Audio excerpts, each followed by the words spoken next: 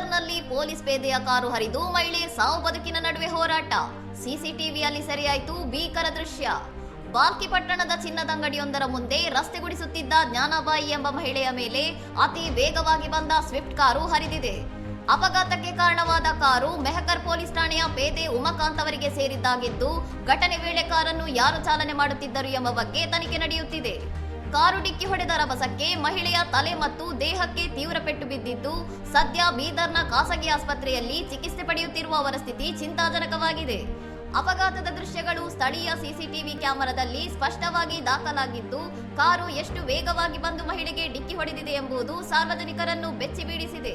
ಘಟನಾ ಸ್ಥಳಕ್ಕೆ ಬಾಲ್ಕಿ ನಗರ ಪೊಲೀಸರು ಭೇಟಿ ನೀಡಿ ಪರಿಶೀಲನೆ ನಡೆಸಿದ್ದು, ಸಿಸಿಟಿವಿ ದೃಶ್ಯಾವಳಿಗಳನ್ನು ವಶಕ್ಕೆ ಪಡೆದು ಪ್ರಕರಣ ದಾಖಲಿಸಿಕೊಂಡು ತನಿಖೆ ಮುಂದುವರಿಸಿದ್ದಾರೆ. ಇನ್ನಷ್ಟು ಸುದ್ದಿಗಳಿಗಾಗಿ ನೋಡ್ತಾ ಇರಿ ಸೌರಂ ಟಿವಿ.